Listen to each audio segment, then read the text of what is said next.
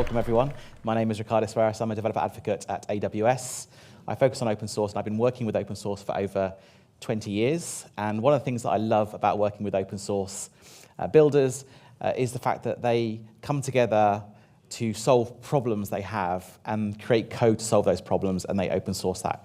So this talk really is about one of the problems that a group of developers found.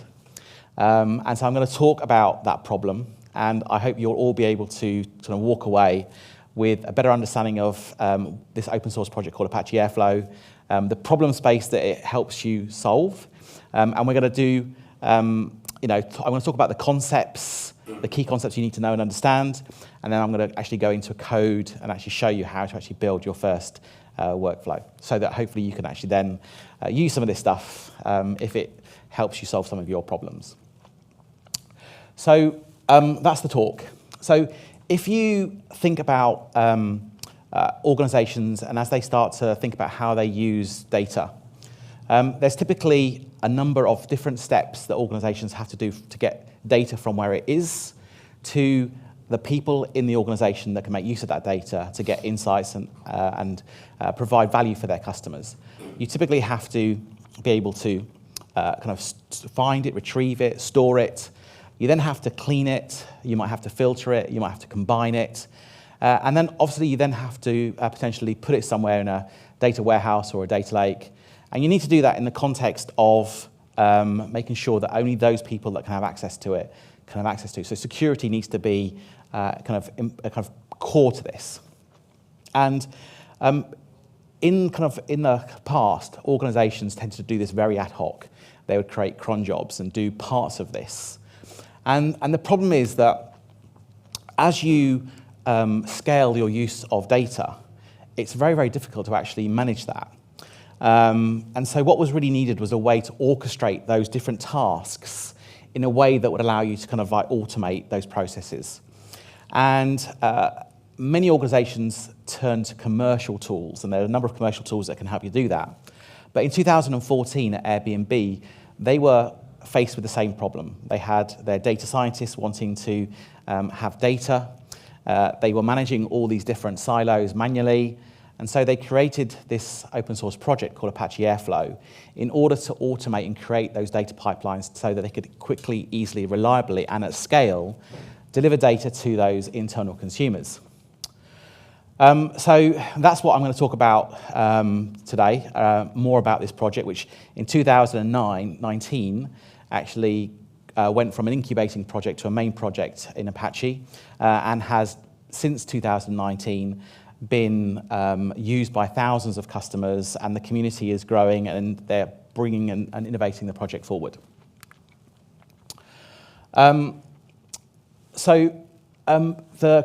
you think about the workflow, the grouping together of these different tasks is what we call in Apache Airflow a workflow. And these workflows really are they're kind of sometimes called DAGs, directed acyclic graphs. And what a workflow is really is a collection of tasks that you need in order to achieve your specific data pipeline. So get data, move data, clean data, combine data, store data, that kind of thing. And in Apache Airflow, this workflow or DAG is represented by some Python code. And within the Python code, we have a number of key characteristics which I've pointed here. The first of all is we have some libraries. Okay, so there's an Airflow object called DAG, and that's actually how we create our workflow object. And then we have some properties for our workflow. And then we have a unique name. Every workflow has to have a unique name. And then we actually define our workflow object itself. So it's just a Python file. And a unit of task within that workflow is also Python code. And like the workflow, having a unique workflow ID, each task also has a unique ID. Now, each task also uses an operator. I'm going to come into the next slide, actually, what operators are. But you can think of operators as a way of templatizing activities that you want to do and simplifying. So, if I want to interact with a system, I can just provide parameters, and then the operator will do all the heavy lifting of how to actually work with that system. And then we assign this to an object. And so in order for kind of these tasks and operators to be useful, we have a number of different kinds of operators we can use. So here are just some of them. But there are actually different kinds of operators. So the basic operator actually allows you to easily abstract how you work with a system. And in the next slide, I'll show you all the systems. But we also have other kinds of operators, such as sensors, which allow you to wait for some information. So I'm going to monitor a folder until a file drops in it, and then I'm going to execute something. And we have hooks, which allow you to simplify how you connect to other systems. So it makes it easier for you to provide connection IDs to things so that your data scientists don't need to have usernames, passwords, or no connection strings. You give them an ID, they can use that ID in a workflow, and then you separate the two activities together.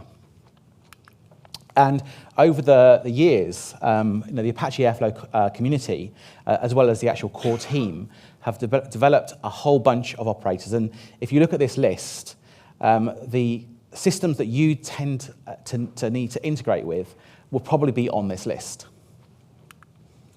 So just to summarize, we have this workflow object, this DAG. And within this workflow object, we have these tasks. And it's all Python code. But how do you actually know which runs first? How do you define where you start, how you branch? And that's the role of Apache Airflow flow control, where you define the actual start and the branching and the relationship between the nodes in your workflow. And you do that, you can see on the top right, you can do that either using the greater than sign or less than sign to specify the relationship, or you can do set downstream or set underscore upstream. Either way, depending on how you prefer to use Python. And this is how within your kind of Python code, you've now defined the workflow, you've defined the tasks, and you've defined the relationship of those tasks.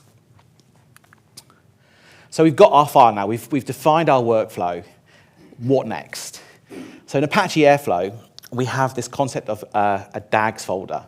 And a DAGs folder is where we literally copy the file we've created into this folder. Apache Airflow will read it, and then it will read that as a workflow and display that in the system. And I'm going to show you that when we actually come to do the demo in a minute. Now, once we've got the workflow in Apache Airflow, what next? How do we actually schedule it? How do we actually run? How does this workflow actually run? And that's the job of the scheduler within Apache Airflow. And the scheduler in Apache Airflow will look at your workflow and will look at how you've defined to schedule it, which I'm going to come to in a second. And then it will work out a plan. And then if a task needs to run from within your workflow, it will execute that through one of the workers. Okay, so the key thing to take away here is that they're stateless. If you have a workflow with 5 tasks, those 5 tasks might be run on 5 different workers, so that you can't assume any state. So for example, if I write a file to /temp, my second task can't read the files from /temp because it may be on a different worker node. So you have to think of them as stateless. And how we actually schedule them, how the scheduler knows which tasks to run, is through a property in the DAG, the schedule interval. Now, you can specify it equals to none, which means that the scheduler will not schedule this, and the workflow you've created will only run on demand. Or you can use a cron-like tab syntax for people who are familiar with cron on the bottom left, where it will schedule it based on every minute, every hour, every day, that kind of thing. And recently, in 2.2, they released a new feature called timetables that allows you to create your own kind of bespoke organizational timetable, so you can actually schedule workflows based on things like key dates in your business. The example that I use is, if you were creating like if FIFA were using this, okay, they might create a timetable for the World Cup events, right? And there'll be a custom timetable for them. Now, one of the tricky things when trying to understand how the scheduler works in Apache Airflow is the concept of actually kind of the start date. When you create a workflow, you have to specify a start date. And it can be today, it can be a date in the past. But when you actually enable your workflow, the scheduler will look for that start date. So if it, for example, here, the 22nd of the 2nd, the 1st, if I started that today, the scheduler would go all the way back to February. And if this schedules for every hour, it would then basically schedule 24 slots per day for the last 4 months. So I'd have literally hundreds of tasks that will be scheduled by the scheduler. Because the way Apache Airflow works is it runs through each time it runs based on that information. Now you can turn that off by changing catch-up equals to false so that it just ignores everything in the past and just starts from today. But this is a really useful piece of Apache Airflow functionality because, for example, if you wanted to rerun some extracts or some scripts in your workflows all the way back from when you started, you can use this feature and it will rerun across all your data. And you don't have to, it makes it really, really easy to do that. But it's something you have to be aware of because it's not very intuitive when you first start. Now, as tasks are running, as workflows are running, they generate information, they generate state. So did it run, did it execute, did it error? And this is all stored in the metadata database that's used by Apache Airflow. But this database is also used to encrypt things like connection strings, usernames and passwords, and that kind of thing. So this is another key component of Apache Airflow. And then the last part, before I go into the demo, is the UI, which allows you very easily to give your data engineers a nice graphical user interface and you as an operator to actually to see the workflows and also see how they're running, how they're performing, view the logs, view failures and that kind of thing. So enough presentation. Let's actually show you this stuff actually working. And there's going to be plenty of time at the end for questions. So what I'm going to do is actually before I do that, I'm going to show you all the code I'm going to show you is in a repository here, which is going to be shared in the slides, which will be available to everyone afterwards. And it uses a project that we created in AWS called Moa Local Runner. And what this does is it makes it really easy to run Apache Airflow on your own local. So this is all running on my local laptop at the moment. And it just uses containers. It spins up a couple of containers, one running a Postgres database and the other running Apache Airflow core components. And I can then access this using localhost. I've logged in using the default admin test password. And this is the user interface. Not particularly interesting at the moment, but we're going to come back to this as we start doing stuff. So we're going to look at creating our first workflow. And I'm going to walk you through what the code actually does based on the stuff that we've talked about. So first of all, we create a DAG. We import the DAG object from Airflow. We then, in this instance, we're going to use the bash operator. So again, operators are how you can do stuff, and it takes all the heavy lifting. So each operator is documented, and it tells you what parameters it needs, and we'll see in a minute what they look like. So we import any required Python libraries. We then define the default arguments we want to use for our Apache Airflow workflow. I've commented out some of the options you've got, but this is effectively to simplify, because otherwise you would need to supply these to every single task. But they allow you to do things like, define what happens in the event of a failure, success, which email to send if there's a problem, that kind of thing. We then give it a unique ID, and then we actually define our workflow object. So here, we've given it an ID, we've passed in the default arguments, we've given it a description. Here, we've specified the schedule to none, which means it's going to be running on demand. We've set the start date to 2 days ago, but we've set catch up to false. And then we provide some tags, and we'll see what that looks like in the actual UI. We then define some variables. So here I've got a worked a source file and a destination. And then we've actually got our tasks. So you can see we're using the operator. We've created 3 tasks, and we've given them all unique IDs, create file, move, and remove. And then we've passed in a command. right? And what we've done is we put a command, and then we're passing in the variables we've created up here, so that we can create more generic, less hard-coded workflows. So this is it. And what this will allow us to do is this will allow us to run bash commands. And then in order to actually execute this, I just copy it into that DAGs folder. So if I click on here, and what should hopefully happen, if I go to here, we should now see our first workflow. And you can see that we've got some tags here. And at the moment, this is disabled. It's what's called paused. I can enable it, and it's now enabled. And actually, I can go into it, and we can actually see what the actual workflow looks like. We can see that these are different tasks. They've got a color around them. They're all white at the moment. And these all correspond to a status here. So we can always see at any time the status of our workflows. Now, in order to run this, I can trigger it.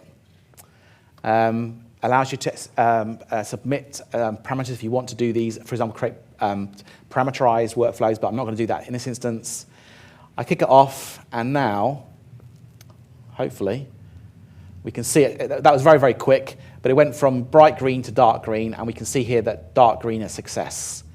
I can now go into each of these tasks, and we can see information, metadata about the task we've run, including we can look at the log. And so here, because I was just creating directories and moving them, we can see all the information about what my task did. Now, if I was doing something more interesting, which we'll see later, this information is more useful. But this is just really just to give you an idea of how that works. So if I go to the next task, so that's quite straightforward. The next one, okay, does something similar. But what this time I've done is I've actually scheduled this one.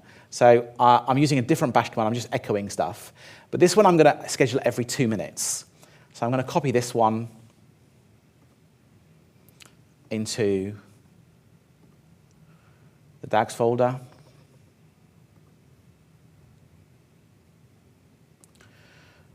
And then hopefully that will appear soon. Okay, so now I'm going to leave this one running because this is scheduled to run every 2 minutes, and I'll come back to it, and we should hopefully see that it's run a few times.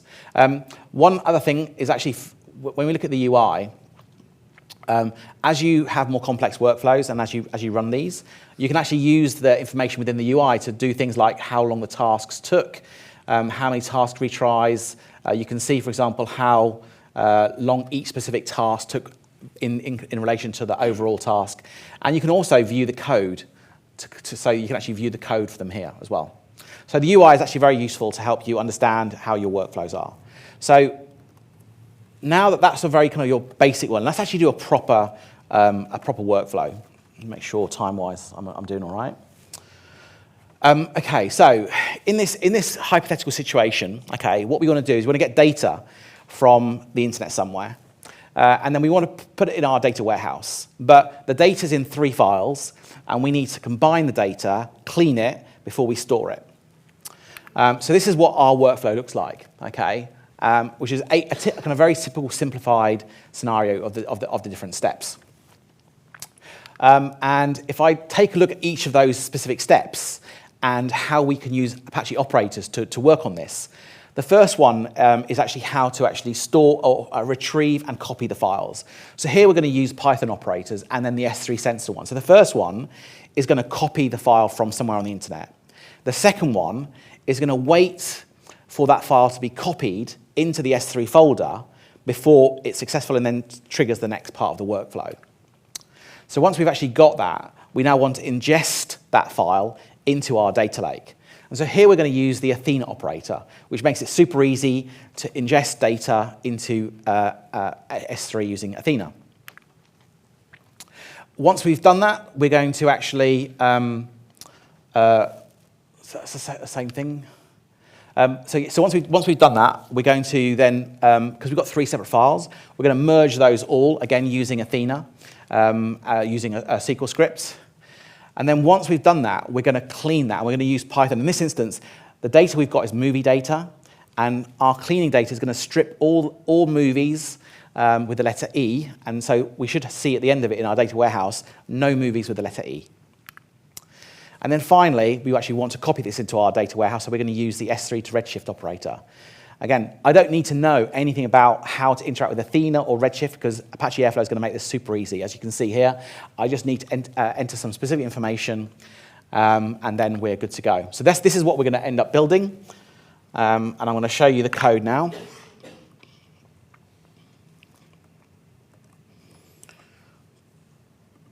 And hopefully the demo gods will be behind. Right, so here is the actual workflow. So we can see that we've got a lot more operators imported into our workflow. Okay, we've got all the ones I just showed in the presentation. We've got the Python operator, the Athena operator, the S3 sensor one. So this is so that we can actually use these within our workflow. We have a bunch of other Python imports. And again, because it's just all Airflow workflows are just Python files, you can, if you need to do anything, you can just import them and add them to your requirements.txt file, and then you can use them. We submit some default args. We provide a DAG ID here. Rather than specifically put a name, I'm just basically using the file name as the DAG ID. And then I'm setting a whole bunch of variables. Now, I could do this manually, but what I'm going to do is I'm going to use a feature of the Apache Airflow that allows me to ingest and create variables within Apache Airflow UI. So what I'm going to do is I'm going to find the file. If I can find it. Where is it? Airflow. Where? This is now when. Where is it? This is not good. Right, let's have a look where it is. There's always one thing. So project Airflow, right, that's why. It's not Cloud Builders, it's Airflow. There we go. And we've got scripts, and nope, it's not there either. Here we go. Variables. Apologies for that. So what we're going to do is, if I look at that file, scripts,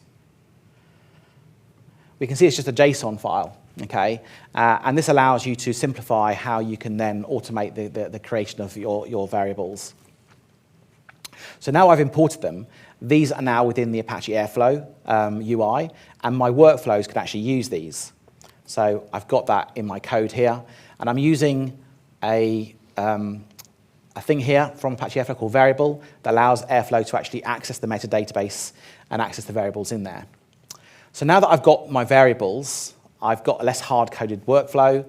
I now actually can start defining my workflow. Now, here I'm creating the actual Athena queries. So this is actually what the actual query will run to do things like the merging and data ingestion. And then I define some Python functions, which is what, if I look at the actual, if I go down to the workflow, so we can see here that the workflow starts off, where is it? Here we go. It starts off with the specific operators we're going to use. The first one is check to see if there's a file in the folder, and if it detects a file in there, it will move as successful and move on to the next task. In order to move the file, we're using the Python operator. We can see here that this takes one parameter, which is Python callable download_zip. And if we go up and I look at download, here we go. This is the Python code that I'm using to just download the file. And I'm using a sample movie lens database. Once I've done that, I then use the Athena operators. And you can see here, all I'm doing is passing in the query, specifying output database in Athena, which I've created, and then the query folder for the output.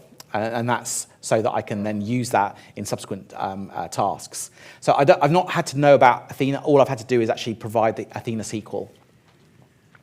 And then we create a table in Redshift. Here we're using the Python operator, and we're using Boto3.